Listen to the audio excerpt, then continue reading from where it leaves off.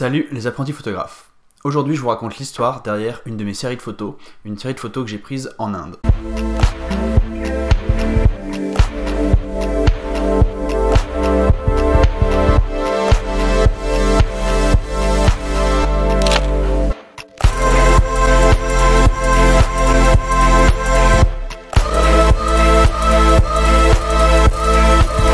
Bienvenue dans ce deuxième épisode de la série, l'histoire derrière la photo. Sauf que cette fois, c'est pas l'histoire derrière la photo, c'est l'histoire derrière la série de photos. Ce format de vidéo, c'est tout simplement un format où je vous raconte les circonstances de la prise de vue d'une photo que j'aime bien. Et je vous parle de ma manière de procéder quand je prends des photos. Donc globalement, c'est plus un retour d'expérience plutôt qu'un véritable tuto. Cette semaine, on va donc discuter de cette série de photos-là, une série de photos de main que j'ai prise en Inde il y a quelques années. C'est une série de photos qui est vraiment très simple, voire plutôt simpliste, mais que j'aime plutôt bien. À l'époque, j'ai habité en Inde pendant 6 mois. Et j'étais pas en Inde pour voyager, me balader un peu partout, voir des trucs, non. Je suis resté 6 mois au même endroit, dans la même ville, à Kolkata, à l'extrême est de l'Inde, pas loin du Bangladesh, sur le delta du Gange. L'Inde, c'est déjà un pays vraiment très pauvre quand on le compare à la France, et Kolkata, c'est une ville qui est encore plus pauvre que le reste de l'Inde. Donc vraiment, quand on arrive, ça fait un énorme choc. Il y a des familles entières qui vivent dans la rue, il y a des bidonvilles immenses, il y a une pauvreté qui est partout omniprésente, il y a du monde absolument partout, on n'est jamais tout seul dans une ville comme ça. Il y a des bruits partout, il y a des odeurs qui sont dures à supporter, parce que parfois il y a des énormes tas d'ordures dans la rue. Bref, c'est vraiment difficile à imaginer, c'est vraiment un immense choc quand on arrive en tant qu'Européen privilégié, habitué à son confort moderne, et qu'on arrive dans une ville comme ça, c'est vraiment... Waouh, c'est vraiment un gros choc, c'est dur de s'adapter, c'est dur de s'installer un peu dans cette ville-là, et tout simplement d'appréhender qu'il puisse y avoir des modes de vie tellement différents sur la même planète, quoi. C'est assez dingue. Et il va sans dire que quand on arrive là en tant que blanc, privilégié et riche, on se sent vraiment pas très à sa place, c'est forcément pas très facile de faire son trou et de se sentir à la maison. Mais avec un peu de temps et un peu de bonne volonté, ça vient. Parce que tout ce que je viens de dire avant en termes négatifs et surprenants au premier abord, c'est aussi des trucs géniaux. L'Inde, c'est de la vie partout, l'Inde, c'est plein de choses qui se passent tout le temps dans la rue, c'est des gens qui sont super accueillants, c'est grouillant, c'est plein de vie, c'est vraiment absolument incroyable. Et une fois qu'on s'est habitué, moi c'est une ambiance que j'adore. Et en plus, franchement, les Indiens sont trop sympas, trop accueillants avec les étrangers. Donc ça, c'est vraiment très agréable et ça aide vraiment beaucoup à se sentir chez soi. Bon, alors chez soi, c'est peut-être un grand mot, mais moi, comme j'ai pas mal bougé dans ma vie, je considère que quand je reste 6 mois au même endroit, bah, c'est ma maison, quoi. Et toute cette vie dans la rue, toutes ces choses qui se passent tout le temps, ça fait que Kolkata, c'est vraiment le paradis de la photo de rue. Personnellement, c'est en Inde que je me suis mis à faire beaucoup de photos. J'avais un tout petit peu commencé avant, mais c'est l'Inde qui m'a vraiment mis le pied à l'étrier.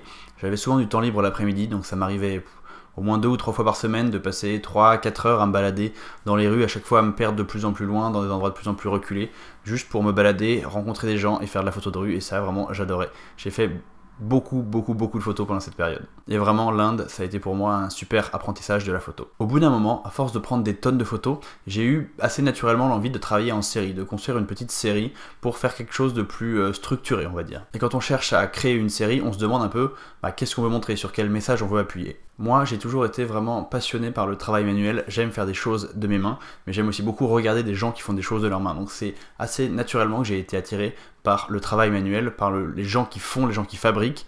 Et l'avantage, c'est qu'en Inde, comme il y a beaucoup de vie qui se passe dans la rue, ou alors dans des mini-échoppes qui donnent sur la rue, mais qui sont vraiment ouvertes, il y a des échoppes qui font 1,5 m², donc c'est quasiment dans la rue, quoi. On voit beaucoup de choses qu'on ne verrait pas forcément si on se baladait dans la rue en France. J'ai jamais vu quelqu'un coudre sur le trottoir en France, j'ai jamais vu un barbier exercer sur le trottoir en France. Bref, l'Inde, c'est vraiment le paradis des petits métiers, donc c'était un sujet tout trouvé, ces petits métiers, pour ma série. La deuxième chose, c'est que j'aime beaucoup me concentrer sur des portraits sans tête. Je trouve que les portraits sans tête sont intéressants parce que, alors le portrait qui montre le visage, c'est toujours intéressant aussi, mais quand on enlève le visage, on va aller chercher un intérêt au-delà de l'aspect visuel de la personne.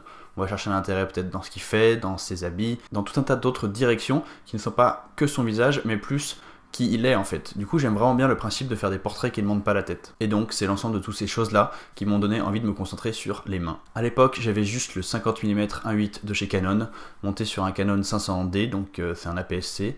Un vieil appareil, mais bon, qui faisait bien son travail à l'époque, j'en étais très content. Et surtout, j'avais qu'un seul objectif, donc j'avais pas vraiment beaucoup de choix. C'est un objectif, du coup, qui monté sur un capteur APS-C va nous donner un angle de champ équivalent à peu près 75 mm. Donc c'est un objectif qui est assez long, mais pas non plus assez long pour prendre les photos de loin en termes de photos de détail. Donc il fallait vraiment se rapprocher pour aller faire des photos des gens. Et ça tombe bien, c'est de cette manière, moi, que j'aime bien faire les photos. À Kolkata, la plupart des gens parlent au minimum quelques mots d'anglais. mais c'est pas toujours le cas, surtout quand on va dans les quartiers un petit peu reculés, dans les quartiers un peu plus pauvres, un peu plus dans les bidonvilles, etc. Et donc beaucoup de la communication se faisait par les mains, par l'attitude, par des jeux de regard, mais globalement ça se passe toujours très bien parce que comme je le disais tout au début, les Indiens sont hyper accueillants, ils sont hyper ouverts par rapport à la photo, et souvent ils sont même demandeurs. Ça arrive souvent que les gens disent viens prendre une photo, des choses comme ça. Donc vraiment il n'y avait pas de souci à ce niveau-là. Par contre, ce qu'il est intéressant de noter, c'est que les différences culturelles, notamment dans le langage du corps, peuvent vraiment nous induire en erreur. J'ai mis par exemple vraiment longtemps à comprendre qu'un Indien qui secoue la tête comme ça sur le côté, ça veut pas dire non, ça veut dire oui, ok, vas-y. Ça c'est vraiment quelque chose d'assez marrant. Les Indiens parlent beaucoup avec la tête et ils se sentent pas obligés de répondre quand ils veulent te dire oui, ils font juste un petit coup comme ça et ça veut dire oui. Mais ça c'est pas extrêmement évident à comprendre au début, à appréhender, et surtout on n'a même pas le réflexe de s'attarder sur les mouvements parce qu'on attend une réponse auditive, on attend un mot et en fait on n'a rien, on a juste un petit mouvement qui nous dit ok. Du coup, ma manière globale de procéder pour cette série, c'était de repérer de loin quelqu'un qui faisait quelque chose de ses mains, donc n'importe quel métier manuel, de prendre une première photo de loin, puis de me rapprocher petit à petit, d'établir un contact, de lui parler, éventuellement aller lui montrer la photo que j'avais déjà prise, lui demander, lui faire comprendre si c'était pas possible parce qu'on parlait pas la même langue, si je pouvais faire d'autres photos, puis me rapprocher petit à petit, faire peut-être un portrait, puis faire des photos des mains. Ce qui est rigolo, c'est que quand je fais des photos comme ça, je fais pas mal d'aller-retour, dès que je fais une photo, je leur montre, ah regardez, c'est marrant, voilà cette photo. Les gens en général, ils aiment bien être impliqués dans le processus. Et quand j'arrive à la photo des mains, les gens me regardent toujours avec une drôle de tête, du genre mais pourquoi tu prends la photo des mains? C'est vraiment une drôle d'idée. Et souvent ça faisait pas mal de rire, ça faisait une bonne humeur. Enfin bref, c'était des moments assez sympas. La première photo, elle a été prise sur un marché. C'est un marché dans lequel je passais tous les jours presque. Je passais à midi en sortant du boulot parce que c'est un marché qui était sur le chemin pour aller prendre le bus. Et comme ça, je m'achetais tous les jours mes petits légumes pour mon déjeuner. C'était un petit marché vraiment sympa avec plein de fruits et de légumes. Et surtout, comme je passais quasiment tous les jours, et ben à la fin, j'étais assez connu des vendeurs, j'allais toujours voir les mêmes. J'avais toujours acheté les mêmes choses au même endroit. Et j'étais donc forcément assez reconnu parce que des blancs qui passent dans des tout petits marchés de quartier comme ça, il n'y en a pas beaucoup. Surtout que c'est pas du tout un quartier touristique de Kolkata qui est déjà en soi pas une ville touristique. Donc bon, franchement, des blancs dans cette petite rue-là, on n'en voit pas souvent. Du coup, les gens me reconnaissaient bien. Et il y avait notamment cet homme-là qui était un homme que j'aimais beaucoup. C'est un vendeur de citrons. Et moi, j'achetais beaucoup de citrons pour mettre dans l'eau parce que l'eau qu'on achetait en bouteille, elle était pas très bonne. Et du coup, moi, j'achetais des petits citrons, je les coupais en morceaux et je les mettais dans mes bouteilles pour que ça soit meilleur. Et du coup, ce gars-là, je le voyais vraiment quasiment tous les jours. Et à chaque fois, il était hyper sympa avec moi, il me rajoutait des citrons gratuits, il était vraiment trop cool. Et il voulait tout le temps que je prenne sa photo. J'avais toujours mon appareil photo avec moi, quasiment tout le temps. Il voulait tout le temps que je prenne sa photo. Il était vraiment très intéressé par la question et à chaque fois, il me disait ah fais une photo, donc je faisais une photo, je lui montrais, il était très content. Et du coup, quand j'ai commencé à avoir l'idée de cette série sur les mains, forcément c'est vers lui que je suis allé en premier parce que c'était vraiment la photo facile. Le mec me connaissait déjà, il était sympa, très content d'être pris en photo. Donc c'est là que j'ai pris cette première photo de main, donc une photo de lui avec ses petits citrons, qui n'est pas forcément la photo la plus réussie, mais c'était la première photo de la série. Pour la deuxième photo, j'étais parti faire une grande balade avec mon appareil dans le sud de Calcutta, dans des quartiers vraiment pas les plus reluisants, on va dire. C'est des quartiers de bidonville parce qu'ils sont autour de ces petites rivières qu'on voit là à l'image. Mais en fait, ces rivières, ce sont des égouts à ciel ouvert, donc c'est vraiment immonde, personne n'a envie de vivre là. Et donc ce sont vraiment des quartiers très pauvres, mais à cause de la proximité de l'eau, c'est aussi un quartier où il y a beaucoup de potiers qui font des petites coupes en argile pour boire le chai. Et du coup, il y avait vraiment plein de petits ateliers de potiers qui étaient vraiment sympas. Donc moi, je baladais dans ce quartier-là en prenant des photos. Et là, alors que je fais des photos de ce groupe d'enfants qui jouent au billes, je suis salué par un homme qui était en train de faire de la poterie dans son atelier, sûrement le père d'un des enfants, vu que les enfants jouaient juste devant la maison, qui me salue de la main mais qui continue son travail sans me parler particulièrement. Donc moi je me rapproche, je lui montre mon appareil photo et je lui demande par signe si je peux faire une photo de lui parce que je comprends bien qu'il ne parle pas anglais. Donc je commence à faire une ou deux photos mais presque sans regarder ce que je faisais parce que vraiment j'étais déjà concentré sur ses mains et je voulais faire absolument une photo de ses mains. C'était des mains pleines de terre, des mains de travailleurs vraiment en train de produire et en train de créer quelque chose. Donc vraiment j'avais repéré que je voulais faire une photo de ses mains parce que ça irait parfaitement dans mon projet et surtout que ça serait sans doute une très belle photo. Et donc je lui ai montré la première photo que j'ai fait aux autres dans l'appareil photo, il a trouvé ça sympa, je lui ai demandé si je peux en faire une autre et là j'ai fait une photo de ses mains dont voici le résultat. Et cette photo je pense que c'est ma photo préférée de la série, je la trouve vraiment sympa. Elle a vraiment ce côté des mains au travail parce qu'elles sont pleines de glaise, parce qu'aussi on voit le mouvement du tour du potier juste en dessous. Bref, cette photo elle me plaît vraiment beaucoup. Ce que j'ai bien aimé aussi en prenant des photos de cet homme-là, ce potier, c'est que je sentais vraiment quand je prenais des photos la fierté de son travail, la fierté de son savoir-faire. Il était content d'être pris en photo pendant qu'il était au boulot en fait. Ça avait vraiment un côté mise en avant de ce que lui savait faire, à savoir des petits pots. Pour la photo suivante, j'ai un peu moins de photos à vous montrer, mais je me baladais dans un quartier musulman de Kolkata, pas très loin de là où j'habitais, et je me suis fait alpaguer par un groupe de mecs qui jouaient aux cartes pendant l'après-midi en train de boire le thé. Et dès qu'ils m'ont aperçu, ils ont tous dit « Ouais, viens prendre le thé avec nous ». Donc je suis venu avec plaisir et j'ai passé une demi-heure ou une heure avec ces gars-là à parler un petit peu parce qu'ils parlaient relativement bien anglais. et discuter pendant que eux jouaient aux cartes. Je me rappelle avoir essayé de comprendre les règles et avoir rien pigé, mais je me suis dit que c'est aussi une bonne occasion de prendre des photos de mains qui jouent aux cartes, parce que les mains c'est fait pour le travail, mais pas que, c'est aussi fait pour jouer. Donc j'ai pris cette photo de main que j'ai trouvé plutôt sympa. Et encore une fois, les gens comprennent relativement bien quand on fait des portraits, pourquoi on fait des portraits. Par contre, quand on commence à faire des choses un petit peu différentes, genre faire des photos des mains, les gens se posent la question de pourquoi ce drôle d'occidental fait des photos de mes mains. Qu'est-ce qu'il veut? Est-ce qu'il veut regarder mes cartes? Est-ce qu'il veut tricher? J'ai essayé de faire des photos, parfois ils cachaient leurs cartes. Enfin bref, c'était marrant, on a vraiment passé un bon moment, on a bien rigolé et je suis reparti avec cette photo. Pour la photo suivante, c'était vraiment une des plus faciles. J'étais avec un copain qui tout simplement avait envie de se faire raser la barbe. Et il y a plein de barbiers de rue à Kolkata, donc il suffit de s'arrêter sur un petit stand pour se faire raser. Et du coup là j'ai photographié tout le processus. J'avais demandé avant au monsieur si je pouvais, il avait l'air très content d'être pris en photo. Il faut savoir qu'en Inde vraiment on m'a jamais ou quasiment jamais dit non quand j'ai demandé à prendre des photos. En général c'est plutôt l'inverse, c'est plutôt les gens qui nous demandent de prendre des photos, c'est assez marrant d'ailleurs. Parfois on est un peu submergé de demandes de tous les enfants, tous les gens autour de nous qui veulent être pris en photo. Donc j'étais jamais vraiment inquiet qu'on puisse me dire non. Mais je demandais toujours la permission, comme ça pas d'ambiguïté, on est bien à son aise pendant qu'on prend des photos. Donc là mon pote est passé entre ses mains pour se faire raser la barbe.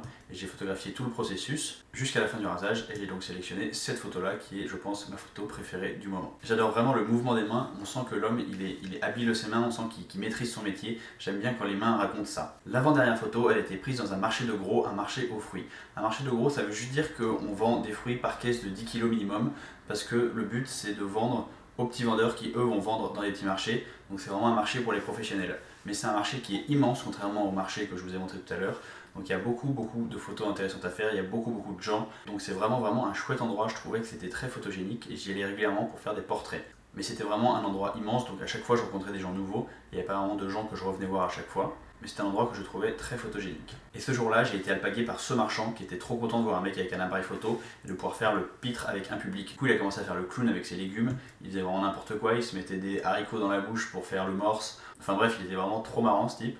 Et du coup, après un certain moment, quand il a arrêté de faire le fou, on a commencé à discuter un petit peu parce qu'il parlait un peu d'anglais. Et c'est là qu'il a repris son boulot d'écosser des petits pois. Et donc j'ai profité de ce moment-là quand il avait repris son boulot pour prendre cette photo que je trouve aussi assez sympa. C'était assez étonnant de voir que malgré ses grosses paluches, il était hyper habile et hyper rapide pour écosser les petits pois à toute vitesse et je trouvais ça vraiment impressionnant et donc j'en ai profité pour faire une photo. Et la toute dernière photo, c'était dans une rue hyper animée juste à côté du marché aux fruits, justement quand je sortais du marché aux fruits, j'avais faim et donc je suis allé m'acheter des rôtis.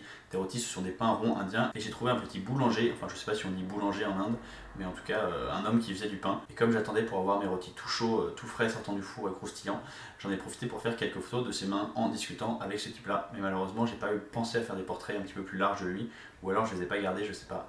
Mais voilà pour la dernière photo de la série. Donc si on regarde cette série, on a des mains qui vendent des citrons, on a des mains qui façonnent de la poterie, on a des mains qui jouent aux cartes, on a des mains qui rasent, on a des mains qui écossent des petits pois et on a des mains qui font du pain. Cette série je l'ai faite en 2 semaines à peu près, donc en 5 ou 6 sorties différentes et je cherchais pas particulièrement des mains, c'est juste quelque chose qui m'est venu petit à petit, j'attendais la bonne occasion, puis quand je tombais sur un métier manuel, hop, je prenais les photos en question. Mais du coup je suis pas allé chercher les opportunités, je me suis plutôt laissé porter. Après il faut dire que je me baladais tellement, j'allais tellement à plein d'endroits que des opportunités j'en ai eu plein. Mais pour moi c'est ça le problème principal de cette série, c'est que cette série c'est une bonne idée mais qu'elle est pas finie, elle a été faite trop vite, peut-être à une époque où j'avais pas conscience qu'il faut beaucoup travailler ces photos pour avoir un beau résultat. Et comme je vous le dis souvent, la première photo c'est rarement la bonne.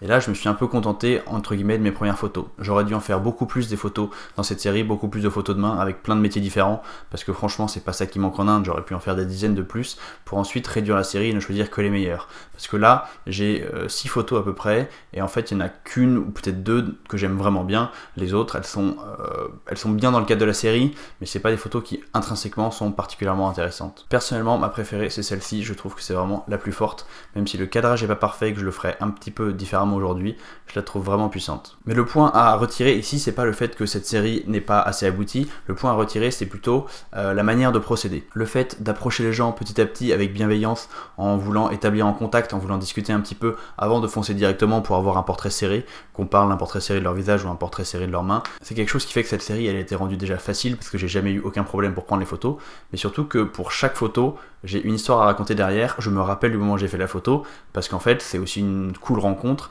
c'est un moment chouette, c'est un bon moment de voyage, et c'est des moments où je me retrouvais à rencontrer des gens que j'aurais jamais rencontrés sans la photo.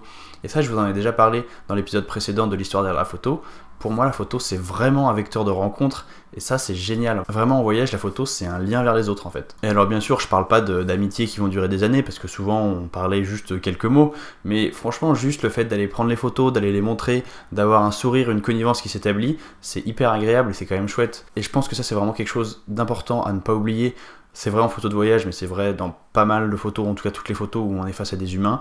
La photo, c'est pas tout. La photo, c'est un médium, la photo, c'est quelque chose d'important, mais la photo n'est pas le centre du monde. Donc, il faut penser à l'humain avant de penser à la photo. Et c'est en pensant à l'humain avant de penser à la photo qu'au final, on va faire des meilleures photos. Donc finalement, c'est win-win pour tout le monde. Donc le message de cet épisode aujourd'hui, il est vraiment plus dans l'attitude et dans l'approche que finalement dans le résultat final. Pour conclure, finalement, je pense pas qu'on puisse dire que cette série est un travail très abouti, mais bon, finalement, 5 ans après, elle me plaise encore plutôt, ces images. C'est une bonne chose quand on veut commencer à apprendre à penser en série, de commencer par des choses vraiment simples. Donc dans mon cas, je me suis concentré sur les mains, le travail manuel. C'est une série qui n'est pas vraiment très poussée en termes de réflexion, mais c'est assez basique, ça permet d'amorcer un travail. Et moi, je vous conseille d'essayer de faire ça. Si vous êtes en vacances à un endroit, peut-être penser en série, essayez de créer quelque chose de cohérent, et vous allez voir, ça rend quand même des résultats plutôt sympas. De mon côté, vu que de toute façon, j'allais me balader pendant des heures pour prendre des photos, autant avoir un objectif supplémentaire, un type de photo que je recherchais en particulier, ça me donnait tout simplement un objectif à mes longues errances. Et quant à cette série en particulier, peut-être qu'elle est destinée à être reprise un jour si je retourne en Inde,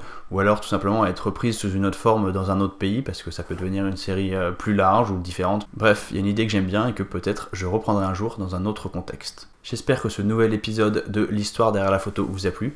On m'a demandé récemment de refaire cet épisode, donc le voilà. Une bonne nouvelle pour la chaîne, c'est que j'ai été récemment approuvé, j'ai donc maintenant un compte Utip et vous pouvez me soutenir sans débourser un seul centime, ce qui est quand même plutôt pratique. Sinon, comme d'habitude, si ça vous intéresse, vous pouvez télécharger avec le lien en description un guide « Devenez un meilleur photographe en 12 semaines ». C'est un guide avec 12 exercices créatifs pour vous aider, vous challenger, vous motiver à faire des photos et donc à progresser et à devenir un meilleur photographe. Si vous êtes encore là, laissez un petit pouce vers le haut, abonnez-vous à la chaîne et éventuellement partagez la vidéo si vous pensez qu'elle peut intéresser d'autres gens.